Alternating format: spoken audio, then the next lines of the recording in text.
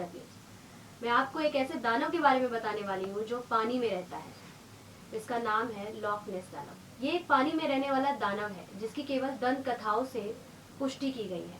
आज तक इसके देखने की केवल कहानियां ही पाई गई है, पुख्ता सबूत नहीं मिले हैं। इस दानव के स्कॉटलैंड के लॉक नेस इलाके में निवास करने की कहानियां मिलती है। पहली बार इसे 1933 में देखा गया था। इसका एकमात्र चित्र सर्जनस फोटोग्राफ है जिसे 1934 में खींचा गया था। इस दानव को लेकर काफ़ी शोध कार्य हुआ है, परंतु आज तक इसके असली होने की साफ पुष्टि नहीं की गई है। कई विद्वानों के अनुसार यह लुप्त हो चुके डायनासोर की प्रजाति पेलिसियोसाउरस है। इन सब के बावजूद यह आज भी शोधकर्ताओं के आश्चर्य का कारण है। ये जीव कई लोग व यात्रियों को लॉक नेस आने के लिए आकर्षित करता है। लॉक नेस में अनुमानित 263 बिलियन क्यूबिक फीट पानी है, जो संयुक्त रूप से पूरे इंग्लैंड और वेल्स की सभी झीलों, नदियों और जलाशयों के पानी से अधिक है। लॉक नेस के सबसे गहरे बिंदु 800 फीट से अधिक गहरे हैं, जो उत्तरी सागर की औसत गहराई से दोगुना है। कहने वाले जीव को 1922 के दशक में प्यार से नेसी कहते थे। झील के फटने की कहानियों से कई लफ्ज जुड़े हुए हैं जो उनकी पौराणिक उत्पत्ति को दर्शाते हैं। सी इनलेट लोच को अक्सर समुद्री लोच या समुद्री लूप कहा जाता है। पानी के कुछ ऐसे पिंडों को दावेदार फर्ट्स, एस्च्यूरी, स्ट्रैट्स या बे भी कहा जा सकता है। एक अजीब जीव को देखने की पहली आधुनिक चर्चा 870 के दशक में हुई होगी, जब डी मैकेजी ने दावा किया था कि बेललैंड के डी मैकेजी ने कथित तौर पर एक वस्तु को एक लॉग या एक उल्टी नाव करते हुए देखा। तो उन्होंने देखा ऑब्जेक्ट पहले धीरे धीरे चला, फिर तेज गति से गायब हो गया। मैकेजी ने 1934 में रूपर्ट गोल्ड को लिखे एक पत्र में अपनी कहानी भेजी, जिसके तुरंत बाद लोगों के इस राक्षस में लोकप्रियता और दिलचस्पी बढ़ गई। इस प्राणी को देखने के लिए कई स्पष्टीकरण सुझाए गए हैं। लोच नेस फिनोमेना इन्वेस्टिगेशन ब्यूरो के पूर्व सदस्य रोनाल्ड बिन्नस के अनुसार शायद राक्षस का अभी तक कोई भी स्पष्टीकरण नहीं है।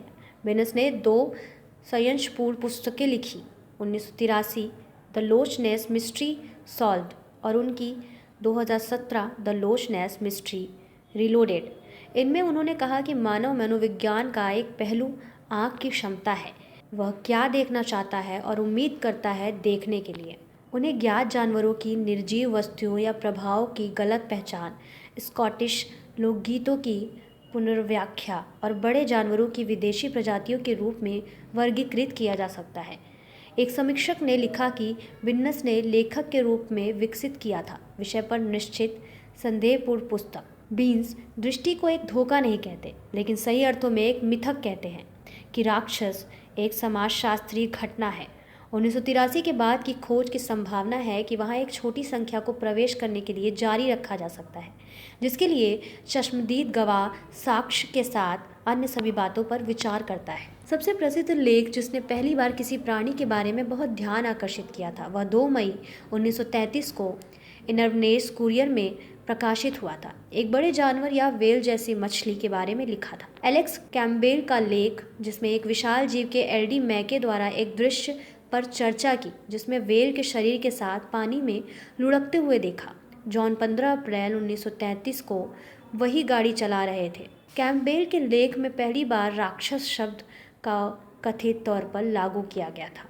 हालांकि कुछ रिपोर्टरों का दावा है कि यह संपादक इवान बैरन द्वारा गढ़ा गया सिर्फ एक झूठ था।